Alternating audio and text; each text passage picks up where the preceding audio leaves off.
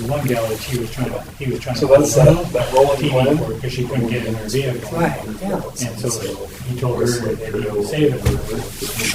And then, So I tried to rumors that When did you yeah, drop? then somebody else was going to get it. He said, no, we promised to somebody else. And Yeah, I wanted, Do you know how they fix Doug to say we invest one time, and he said, playing yeah. video? I said, okay, I'll take the doors, and then they won't want the dresser. And that's what I did. What's that? You know, but I believe there's no, And that's where We had this Yeah. problem the other day. we just didn't have Like, the calls. it's got it to where it's doing Right. audio and if again, you but not video. you know, something comes up and it's not about. there's not a whole lot of parents look at anyways. It's, we got it fixed just in time for yesterday's meeting, and I tried to log on to start with, and it said the site was down for maintenance. I'm like, Yeah. So I've heard rumors that somebody's trying to build a new city down there. Is that well, if they put 4,500 new people in down there, that'll be more people than Townsend, and if you got that many people, they're gonna want a grocery store, they're gonna want the rest of it. Well, I've heard they're trying to get a petition to create Wheatland, but the town of Wheatland down there. They were trying to do that, Daniel, back in 2008 because my brother, 2007, because my brother from Minnesota was going to come out, and then my brother from Cook City met with Kavanaugh, and they were going to do road work and the fencing and all that kind of stuff, but there was plans for a town and a couple golf courses and all that. And so my brothers put money down on a house there, and then it just never went anywhere. And then there's a couple people that I know that had houses there, and they're like, when's the golf course being built? That's why we moved out here, and nothing's ever evolved. And I thought he lost that in bankruptcy a couple years ago. I don't know. So I know, well, I guess they're working on the golf course. They've been trying to beat the bushes to find some water rights to try and be able to drill a decent sized well out there. I don't know if they found anything yet, but.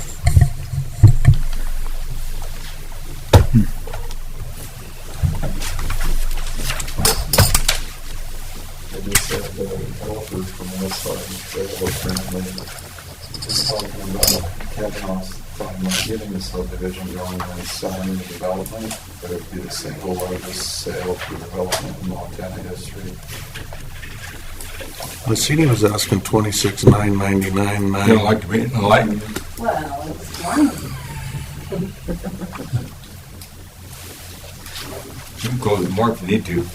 It's fine now. Move the chair back. Yeah.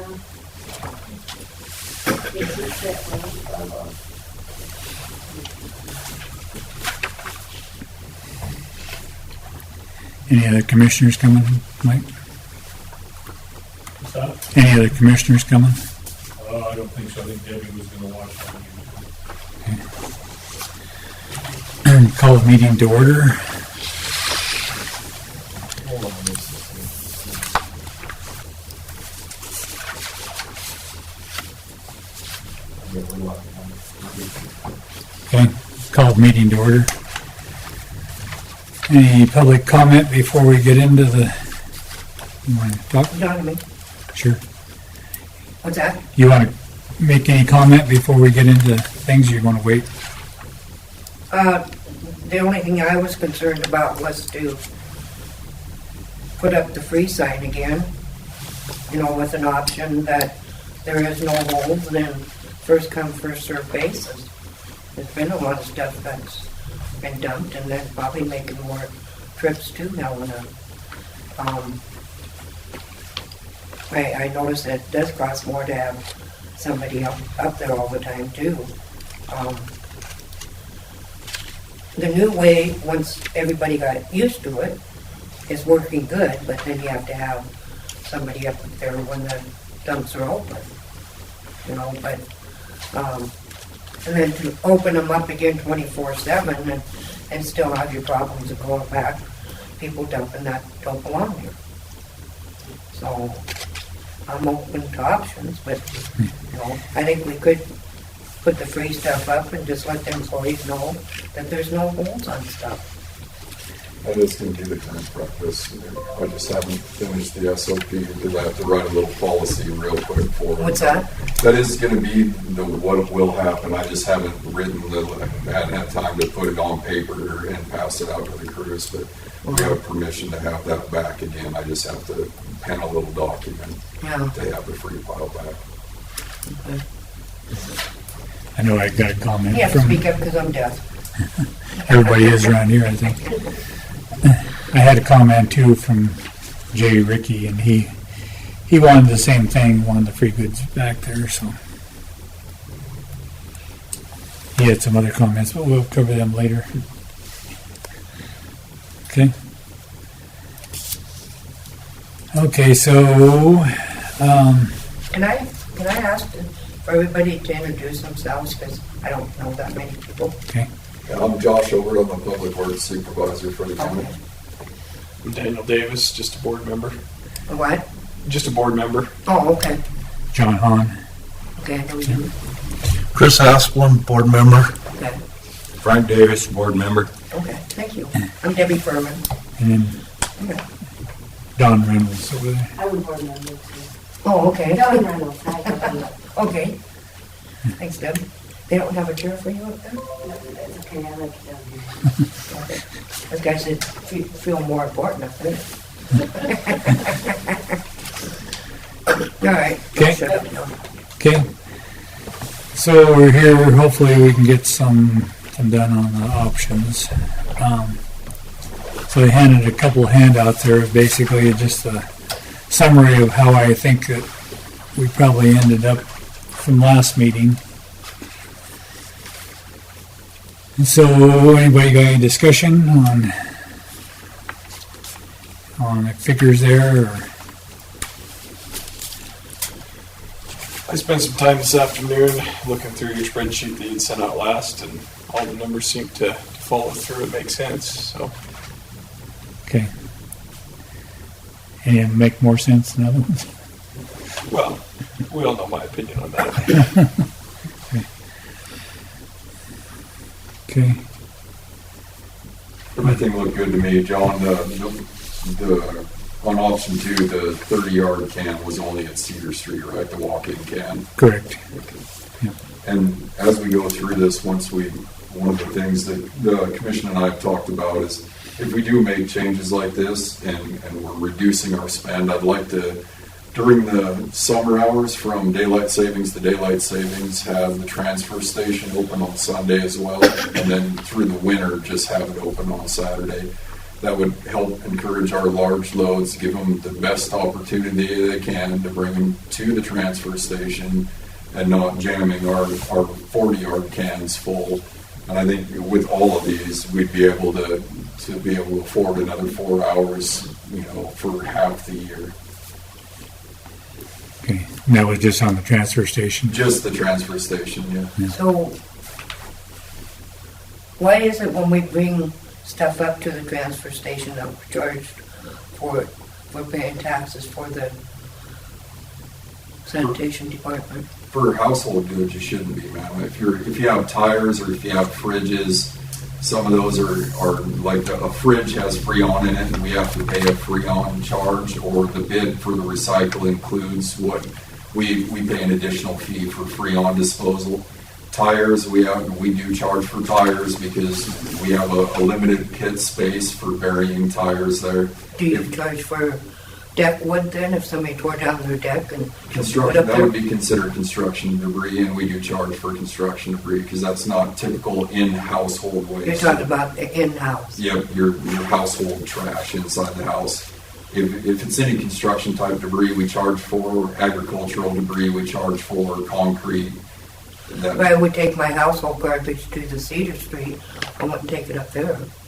The house, exactly. Some people have large loads. They'll wait and bring an entire dump trailer full of just general household goods, so they only have to make one trip up there instead of a trip every couple days. Okay. And I am curious what the numbers are like. How many transactions do you have? I don't have the exact number. I did bring the revenue and expense budget sheet in here, which has a better breakout. One of the struggles that I've had is when it's invoiced and billed through the treasury, they're lumping all of that under one code, and it's not getting broke out as well as what it should be. A good example of it would be on our canister rental. So canister rental and disposal charge are all getting lumped together, so it's very difficult to historically track how much we made off of the rental itself and how much we made off of the disposal of the rental. And that's something I've been trying to work with the treasurers and my admin when they do their billing process, is to get much more detailed so we can truly see what is working well and what is working and what isn't. Some of the numbers that we did see, like we removed the large household item charge, the $5 fee. They used to have it if you brought a mattress or a couch or a barbecue in, they used to charge you $5 for that. Right. We removed that fee because the time it took to do it, the postage, the invoicing and all the rest, it really didn't make monetary sense. It was costing almost as much as we were recouping. So we did away with that one. The tires, we talked about that, but we decided to stay with the tire fee, the board and the commission, as well as myself, because if we removed it, there are commercial vendors that have lots and lots of tires. If we removed the fee altogether and they brought us semi-loads of tires, it would fill our pit, and then the county would be on the hook to dispose of tires in the future. So we're trying to take advantage of what little pit space we have left. But I'm working on your request for the last 4 or 5 years breakout. In here in the revenue report, it does show a little bit better besides just assessment. What do they charge for a canister? The canister depends on what size, and then we've modified the rates.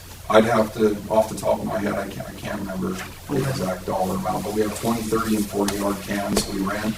They do have a different price. They're a weekly rental rate plus the disposal charge, however much it weighs to dispose. Right. So I would just say, to me, the Sunday thing doesn't make a lot of sense, just because if we're wanting to cut costs and save money, why open another day? Can't we use that manpower in a better way? Do you have to have 2 people there? No, on Sundays it's just one employee there, and that's when our contractors typically drop off, and those are the days we get the $300 or $400 tickets. So when contractors will come up with a large load, they have an entire dump trailer full of asphalt shingles, and so those are the days that we actually do bring in a decent dollar amount for tickets. So you're open Sundays now? No, we haven't been. Historically, they're only open on Saturday. But for the busy time of the year, I would like to open on Sunday, because what happens is, since we're not open Sunday, people still dispose of their stuff, but they take it to one of our outreach the canister sites, and it's all going in the can. So we're not recouping as much of that money because it's not open, and it fills our cans up incredibly fast. Well, how are they dumping it in the canister at the dump? If there's a man there to say, you can't. They're estimating cost. So, and that's what I've been working on that as well. Since it's not open on Sunday, they have been allowing them to dump. Not huge dump truck loads, but if you have a trailer full of stuff, they're allowing them, and they'll write them a ticket, but we don't have a scale, and they haven't gone to Townsend C, so they haven't weighed, so they're estimating on what the volume is right now. But there'll be nobody at the sites now on Sundays, so they can dump there anyway. Yeah. And that's then the next thing, so is it okay with liability to just have one person at a facility that size? It's not really the facility size. I mean, we only have one person at all our canister sites, and the hazards are still the same. The hazard would be the same at the transfer station as it is at Cedar Street. There is working equipment. No heavy equipment or anything? They have a loader, but we have a backhoe at Cedar Street. Okay, just asking. I've worked for the transfer station, they don't want any one person there. And I understand the liability if somebody were to fall or get hurt, but we face that same risk at all of our canister sites when we have them unmanned or manned with single person. Okay, I'm just gonna ask to revisit this maybe and see how many customers you're actually getting. Yep. And if it's, During summer hours, it's actually quite a bit. In the 4 hours that are there, I've filled in up there numerous times, and on average during the busy time, we'll get up to 12 or 13 people in a 4-hour period. Over the winter time, it's very low. A handful of people throughout the day, maybe anywhere from 2 to 4 through the winter hours. just throwing my 2 cents. Yep, I know appreciate it. the bulk of our revenue comes from assessment. And I understand you wanting to build up the commercial end, but at this time, I'm thinking of our, I greatly appreciate that. Would you have it open all day or just like 4 hours? It's 4 hours Yeah. currently on Saturdays, so the proposal would be similar on a Sunday from May through October, something similar to that. Yeah, because any roofing stuff is going to start, I would think they'd start early and be done if they are working on Sundays. A lot of what gets brought up there on the weekends is large limbs, lots of burnable stuff. People Yeah. are doing brush cutting around their place, cleaning up leaves. And we do offer a leaf and branch can in Cedar Street, but it fills up fairly quickly. It's nice if they deliver it straight up there and they drop it off in the pile themselves, You get charged for it. not for leaves and branches. Oh, you don't? Oh, okay. That's all burnable. Oh, And that was one thing Jay Ricky had mentioned to me today. Because we have only one can for brush and stuff like that up there, and he said that if it fills up and they can't get it moved, then they allow people to dump it down on the lower part, I guess, and then they got to go scoop it back up again. We have at times, if it's very full, they can pile it off to the side, and then the attendant that's there just uses the backhoe to run it back around. It's it's not a perfect system, but it doesn't happen all that often either. Is that because we don't have enough cans to go around? Right now, yeah. Well, the biggest problem is we don't have an operator who runs on the weekend. But I have some similar ideas on that in the future. Okay. So on this idea where Cedar Street is closed on Monday, currently our full-time position works Monday through Friday, and the Monday they're assisting the transfer station. I think it would be more beneficial if that was Tuesday through Saturday, and our operator that's our full-time position currently has taken his written CDL.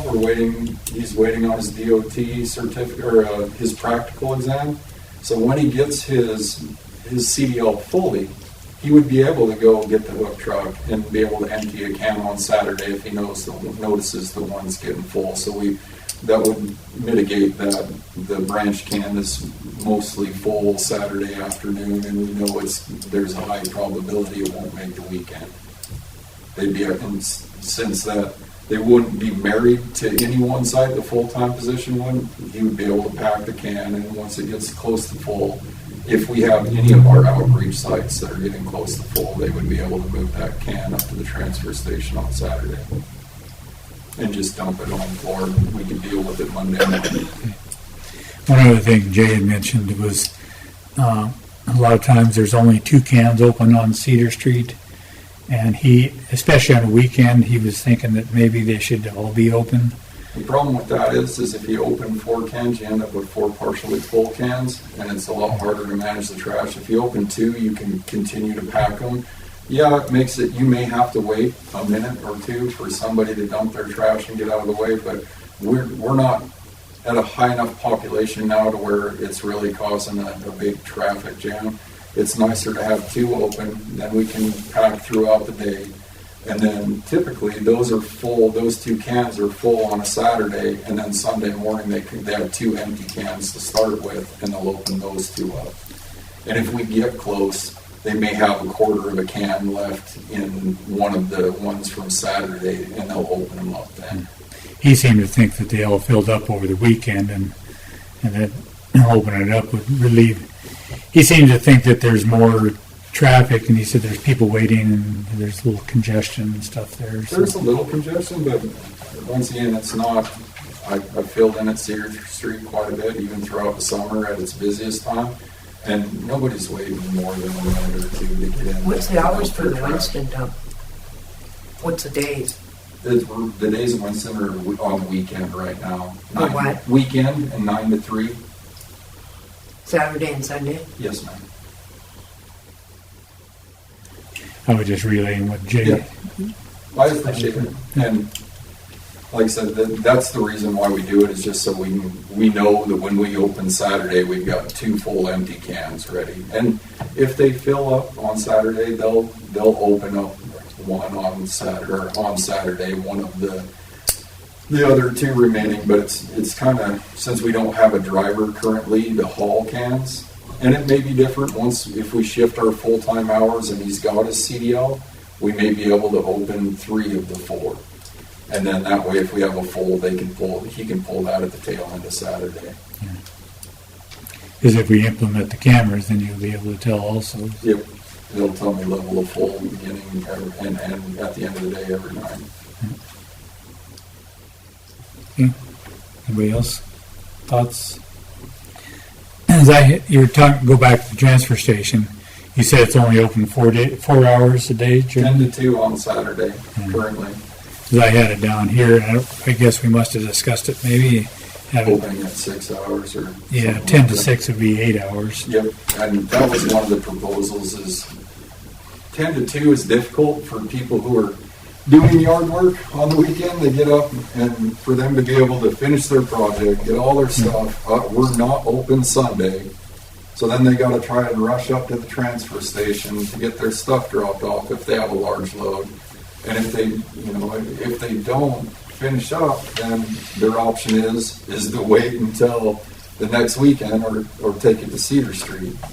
Or do it on Cedar Street? Exactly, and And that's, that's maybe where you're getting a lot of extra stuff, is because it's not that far from Winston to here. I do believe that the majority of people would do the right thing or will go to the right place if they have the option. The majority, there's always going to be outliers that do whatever they want. But if we offer a little better hours up there for them to take bigger loads, I do believe the majority of people will do it. It's worth a try. We can adjust it as we go and see what works best for people. I had considered shutting Saturday off altogether throughout the winter because we don't get that many people there. And then using those hours to open Saturday and Sunday during the busy time. So that way we're not really increasing our spend a whole lot. Or we wouldn't be increasing our spend at all. We're budgeted for 4 hours to the entire year. If you did 6 months, 2 days for 4 hours, it's the same as 1 day all year for 4 hours.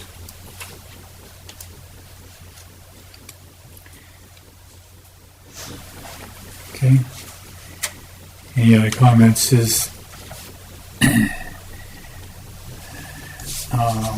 would we be ready to take a vote on what options would work best for everybody?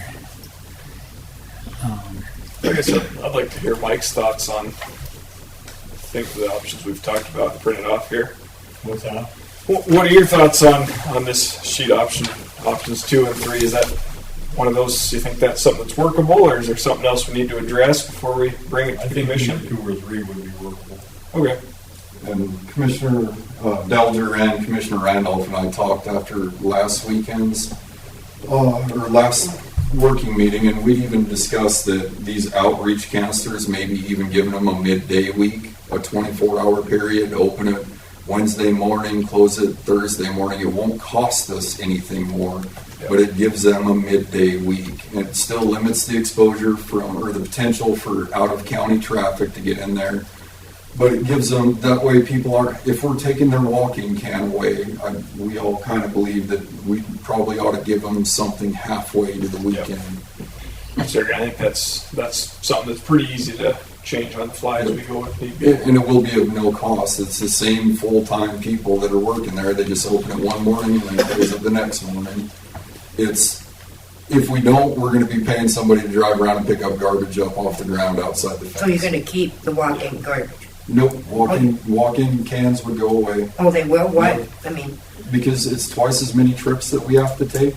if we're opening it up 24 hours a day, on options 2 and 3, it would be 24 hours. It wouldn't be that short window. And if we give them a weekday, so like a Wednesday, Saturday, Sunday, in order for us to try to streamline our operations and give back more, but still save more because the whole point of this is to try to eliminate our overrun. We're in the hole historically, so we're trying to give as much service back as we can and still be able to reduce cost. So that extra fuel that we're spending to go to every single site every day or every other day to pick up these 40 or the 30-yard cans at the walk-in gates would be a substantial savings, but yet we're still giving people more access because they're getting half of the week 24 hours a day. Right, okay, I see. Yep. And I think that would be a much easier, be much more readily accepted to the general public if we could give them a midday week. And then we'd even consider giving Winston like a Tuesday, Wednesday, and Saturday, Sunday, because they are a very high volume site for us. It's our second busiest site. And the fear is if you take the walk-in can from there, you're just going to end up with mountains of garbage outside the gate. Yep. So and once again, it doesn't raise our costs, doesn't change the estimates here. It's either myself or Doug or Kelly would drive out there, which we're already all three in the mix anyways, open the gate, and then the next morning close the gate, or the next 2 mornings close the gate. All the figures would still be the same though. And did I hear you say that we'd leave the man gate at Winston? No, not at Winston. All the walk-in gates at all the outreaches that go away. That's why we considered giving Winston 2 or 4 of the 7 days. And then if we're pulling that walk-in gate, because right now currently we have dual 30-yard cans there the majority of the time, and there's days they'll fill 1.5 cans on the walk-in gate. Right.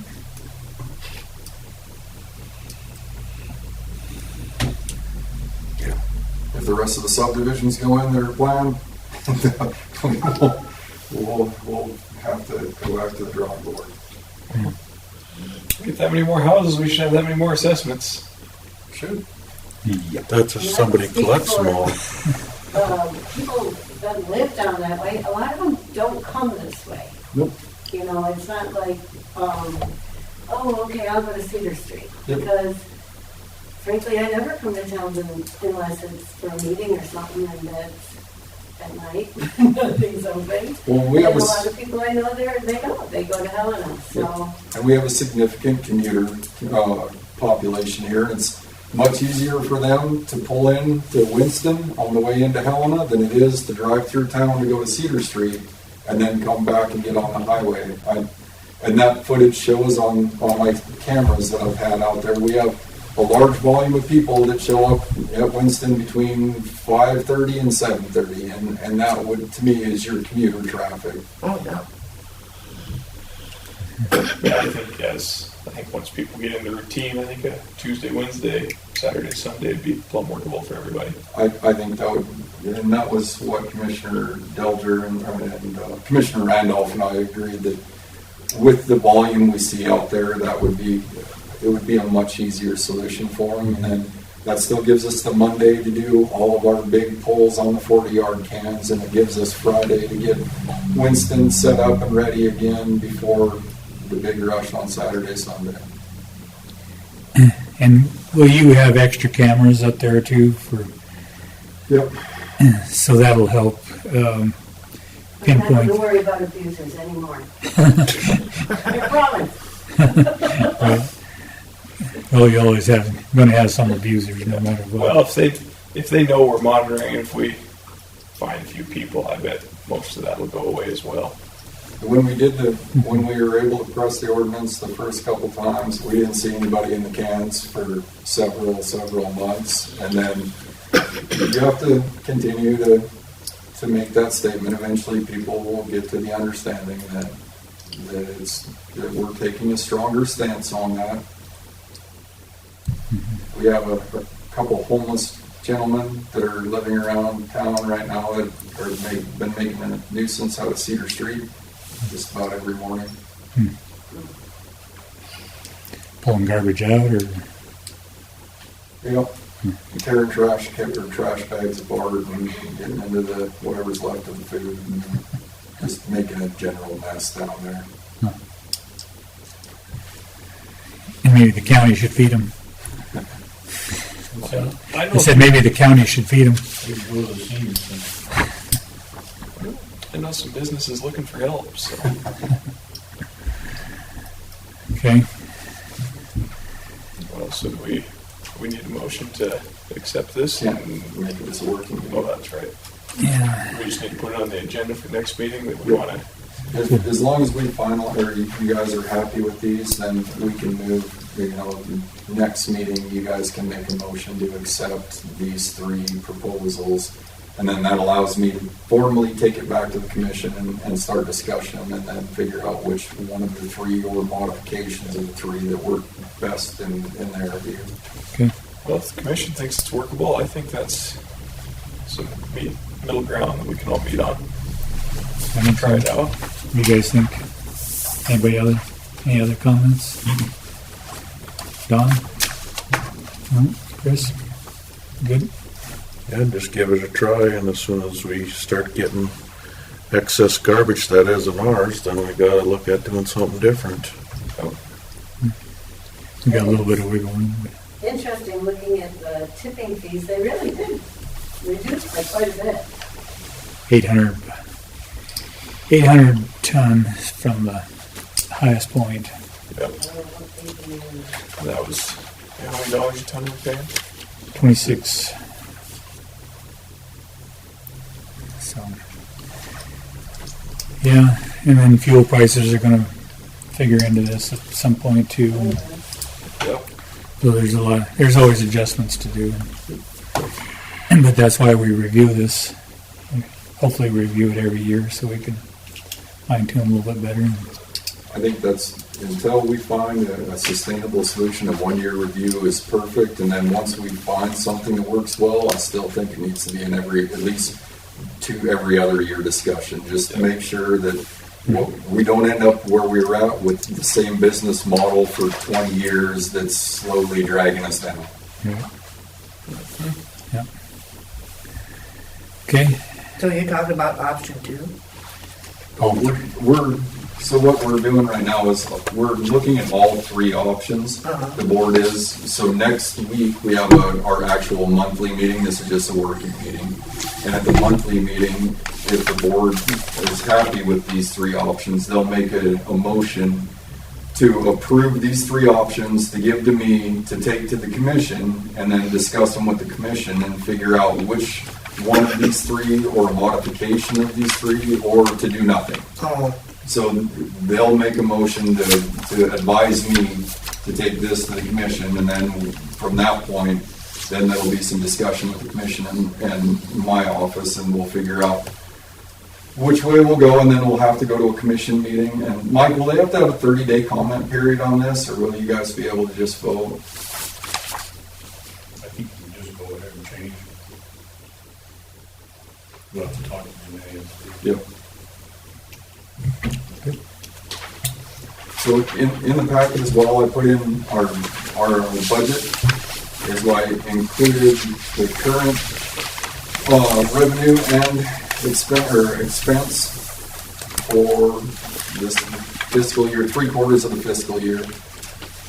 We were, even with some of the big line items, you look in there on the expenditure side, is you'll see we're at 175% of 161% of repair and maintenance. I increased our repair budget when I first took over to $30,000, knowing that our equipment was getting older and was going to decay. There's no way I could have even made a guess that we still have one larger bill waiting to come in for the excavator, the thumb on the excavator. We'll be facing over $50,000 in maintenance repair this year for just the solid waste equipment. And for me, that is the biggest driver for needing to reduce our spend, is because all of our equipment is degrading very rapidly and it needs to be upgraded. And I know I don't want to, and I know I won't be able to go to the general public and say, we need more money for. So this whole process is to create revenue or reduce expenditure within our own budget so we can upgrade our equipment and our facilities without having to ask the general constituents for more money. But overall, we're 67% on the whole budget. That is, on expenditures, we're doing well, but a lot of this, if you look at it, we are trending slightly under because we have been running very light. This personnel-wise, we've been kind of stretching things as far as we can possibly stretch to reduce our spend internally. There are things we've done, like even our postage, you see, is incredibly high.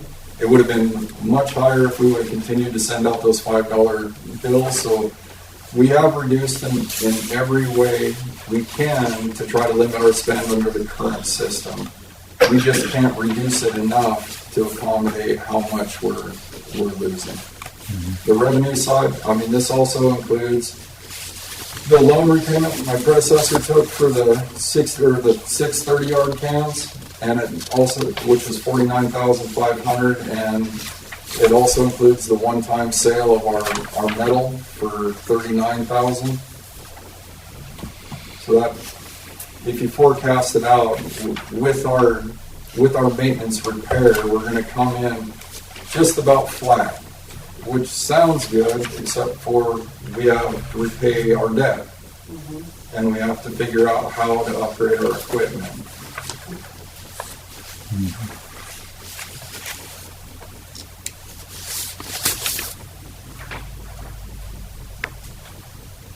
Oh, well. I think we're heading in the right direction, so keep I doing what believe you're we are. doing. Yeah, I mean, our overall spend is good. We are under the management system we have now, we've cut back on a ridiculous amount of overtime. We're managing to do what we need with less hours, and that's why our spend is at where it's at. I mean, if you look at our wages in general, we're at 68% spent, and we've been double paying a position for the last month. We have an individual that's out on medical leave, has sick time, but we have a short-term temporary employee who's a CDL driver, and we need that position, but we're running only utilizing him 3 days a week instead of 5. We found creative ways to be able to spend less money. So, and that reflects that, and that we want to keep doing that, but it's just not freeing up enough money in the budget as is.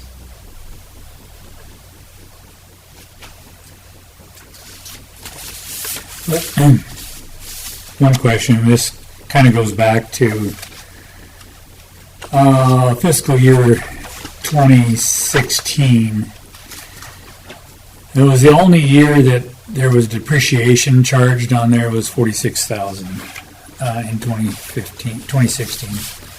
It's not, you don't have it on here because you didn't go back far enough, but why is, any idea why there was just 1 year with depreciation and not anything else? I have no idea. Probably the ability to appreciate how being with Think that's what it was? I wouldn't look at the state of your equipment. Do we have any recent equipment purchases within the last That 5 years? it might have been that hook truck that they bought, Skid steer would be. That was skid steer. or was it the skid steer? Skid steer was new. How many years ago was that? I've actually talked to the maintenance department about our skid steer because we almost never use that skid steer.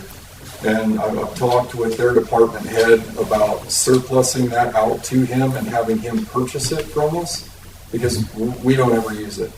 I've utilized it one time in 9 months. That's not worth owning and maintaining and paying the insurance on a piece of equipment that we've used one time in 9 months. So we have to find a reasonable price that's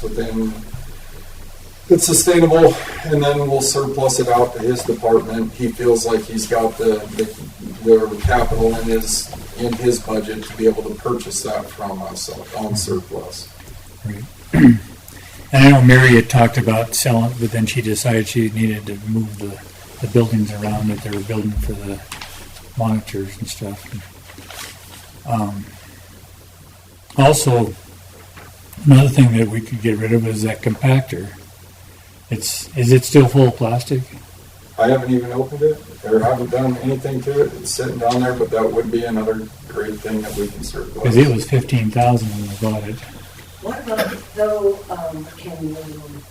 is there a business in town? Do you have a truck that can service it? I'm not sure, man. Okay. Just because that's a rental, I mean, there might be a business that wants to use a compactor that you could dump and make some money. Pay for. I know Bob's has the other baler, but that'd be the only one. Chris, Well, for garbage, compactors Right. Yeah. are typically used for. didn't we use the hook truck on that?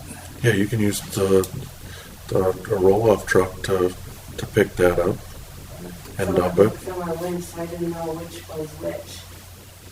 But anyway, that was just a thought. I was thinking Yeah. compactors are quite desirable if you have a business that would be interested in that. Well, and it might be something that we can talk with Rocky Mountain. If their new store does go in, their much larger store, they might be interested in. Eventually, you get Yeah. trash. And maybe rent it out or something, some way. That would be good. The only other high point on the expenditure you'll see is rental. We're at 500 and some % of rental. That's from the loader. When our loader went down, they took it in and it was a hose underneath the pivot, underneath the cab. They had to tear the whole cab off to get to the hose. Cat did that. We had a rental for that. We got the loader back.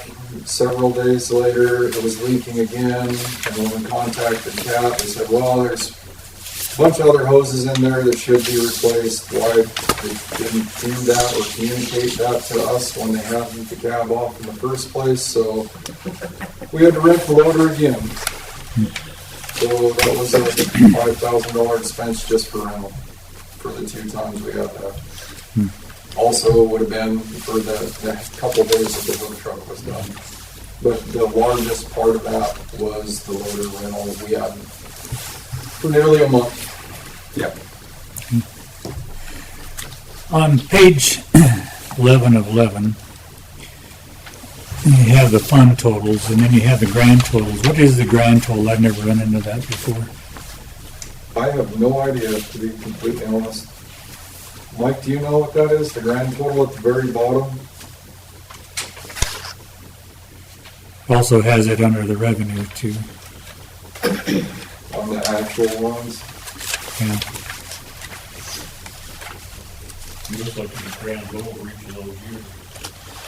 But we didn't, 1.4 million. no, we've never been that high. The fund totals, those are correct. But I don't know what the grand total is. Yeah, the fund totals are yearly expenditure. I think the grand total is just, I have no idea. It's not a I don't know two-year. if it's obviously the account plus the fund is what it's at now too, with all the rest of it. But I will have to ask Debbie and Michelle on that and get back to you Okay. next week. Because of all the paperwork I've seen, I've never seen a grand total like that before. Or any grand totals. The fund totals, where it actually calls it fund, those are the totals to me Yep. for each, the expenditure count or the revenue count.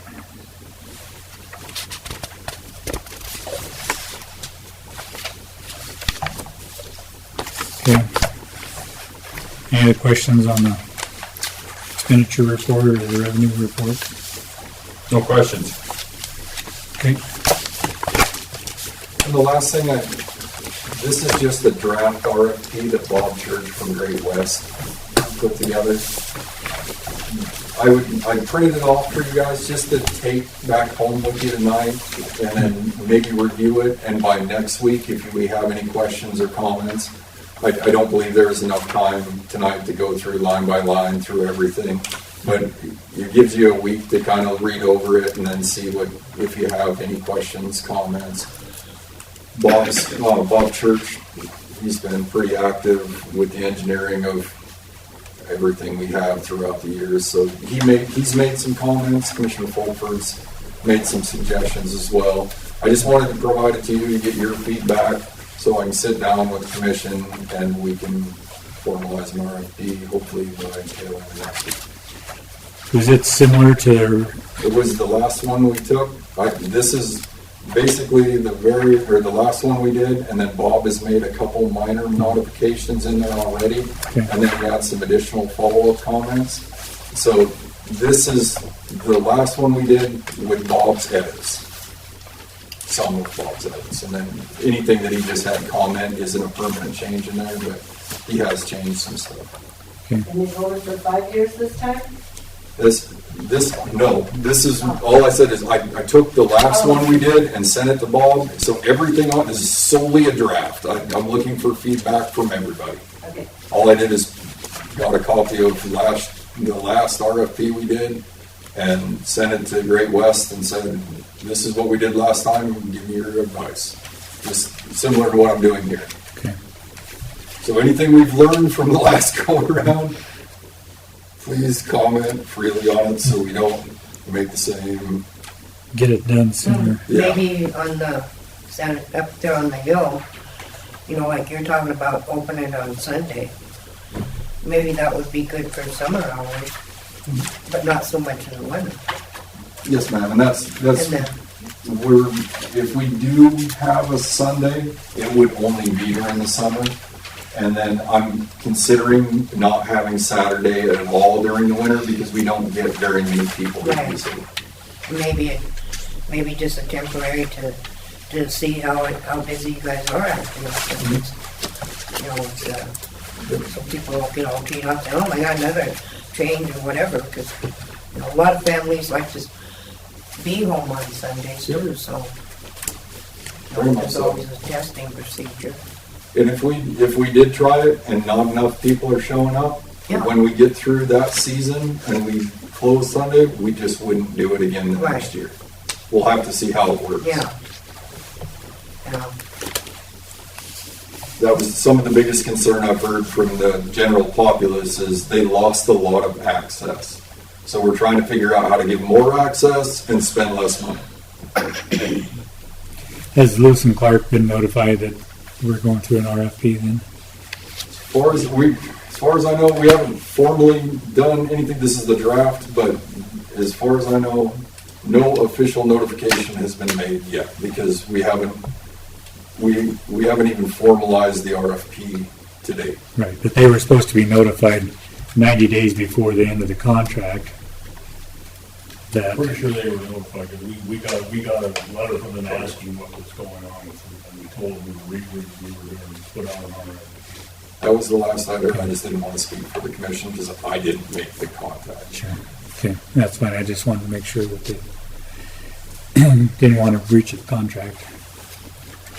Yep. I try not to speak for other people. Tends to get you in trouble. I'm always in trouble. Now, what's the cost of Great Western doing this RFP? Haven't got a final cost from them yet or an estimate. I know that we have an opportunity to put it out for competitive bid. And I think we're freeing up enough money that I do believe that even if it's a couple $1,000s, it is in the county's best interest to at least see what a competitive bid will get us. Is Corey Swanson involved in? Yep. in And this? Janaea, the deputy district attorney. Okay. Corey's been handling a lot of the higher profile stuff, and then Janaea's been helping out. It's been amazing for us. A lot of the stuff that was taking a lot longer to get to, she's been able to pick up a lot of that. So I've been talking with her almost daily. Okay. Not just for this. How many landfills are you planning on sending this out to? I would like to do 3.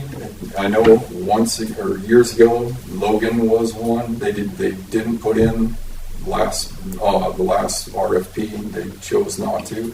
I would like to submit it to them just to see to where we can say we submitted it to all contractors in the immediate area. That to me is a fair and balanced thing. If they choose not to bid, they choose not to bid.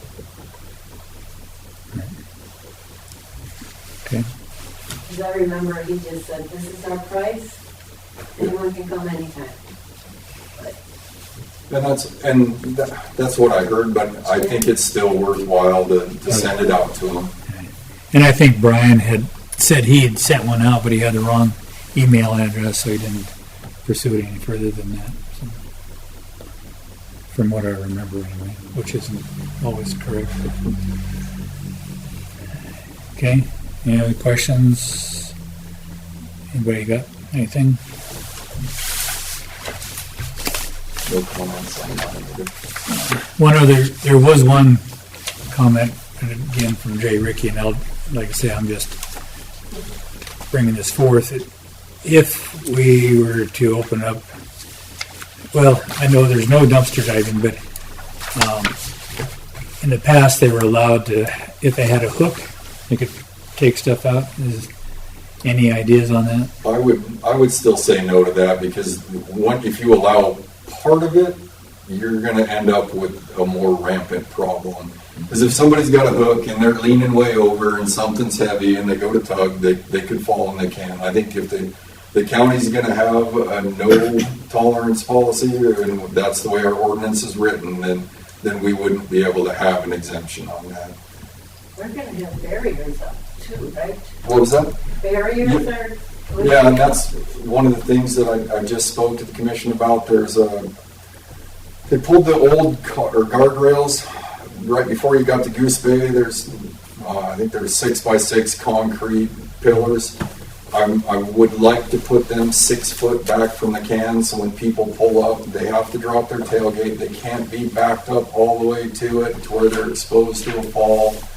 We're looking to put some safety chain up at a top rail, which is similar to what OSHA, Department of Labor and Industry, what OSHA requires altogether. So that way people can't fall in the can. And if they do fall, at least we have a barrier there that should prevent, unless you're crawling over top of. What happens if you have a dump truck you might dump? You would be having to go up to the transfer station at that point, and that's where we're trying to give better hours. Did you send Josh those pictures? that you No, sent me? I got some pictures to show you what Marysville Okay. looks like, so that you got an idea what we do up there. And we haven't had any issues, because when I first started up there was no railing.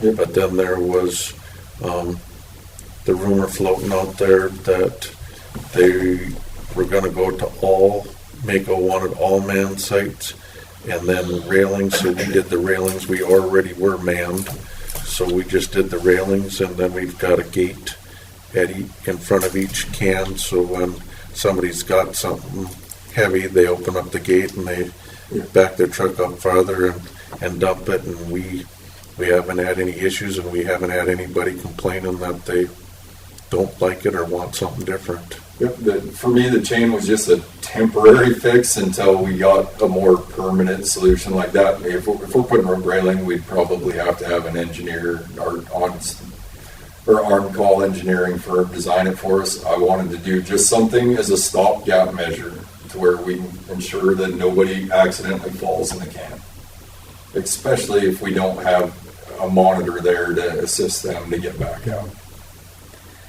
I'd still like to have something on top of that slick lid. Well, the hope is when we put those chains or rails up, you won't be able to crawl up on top of that metal plate on top of the concrete. You would be throwing from the ground, from the gravel level in. You'd be surprised. You can't fix stupid. And that's that. Most people will do the right thing, but there's always those people that will find a way. I mean, Well, have you had anybody fall in yet? to my knowledge, recently I found out, yes, we have. And I know historically through the years ago when I was little, my grandpa fell in there. So I do know it has happened. Wait, how many years ago though? I mean, I had heard recently we had an individual fall in the canyon. Even while your monitor was Wasn't at common sense, was it? Fills up, then I open up the other one. It just seems like you're putting out more money for something that hasn't, very, you know. Well, that's why I decided to go with the safety chain. That is acceptable OSHA practice. It's 29 CFR 1926 dot 435 subpart 5E. I believe. Don't quote me on the last two numbers. But it says you can use safety chain as a mid and top rail as long as it withstands 200 pounds of force and can deflect no more than 3 inches in any direction. So high bolts with a turnbuckle and quarter-inch chain does suffice for OSHA as long as it'll withstand 200 pounds of force. And that's a very simple, cheap That's fix. pretty cheap, yes. Can we put a spring on each end so they hit it hard enough it'll spring them back? Just make it a hot wire. That'll get them back up. So we just got a little flap that When you get people with inside of pacemakers. that here. But that is, it's a very simple fix to it for a short-term solution that does meet the government's standard under OSHA 1929, which is the O&M, the maintenance standard, which is everything that's not new construction. And the Department of Labor and Industry is different. Most times it's less restrictive. So if we're at OSHA standard, we're doing good. They'll try to catch it before it gets done. I'm very well in tune with 1926. I'm sure you are. That was one of our. I had a scaffold crew, a large one. We lived by See, that. this box is They even allow you to use rope. Same 18 thing, as long as inches you can't more deflect than our more than box. 2 inches, but I think we'll go with chain. because we're flat level with that. Well, does that bring us to adjourn? Yeah, you need to see these pictures, Josh. I'll Okay, take it. we're adjourned. Okay.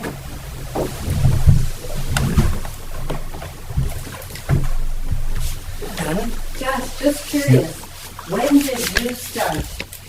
I started June 1st.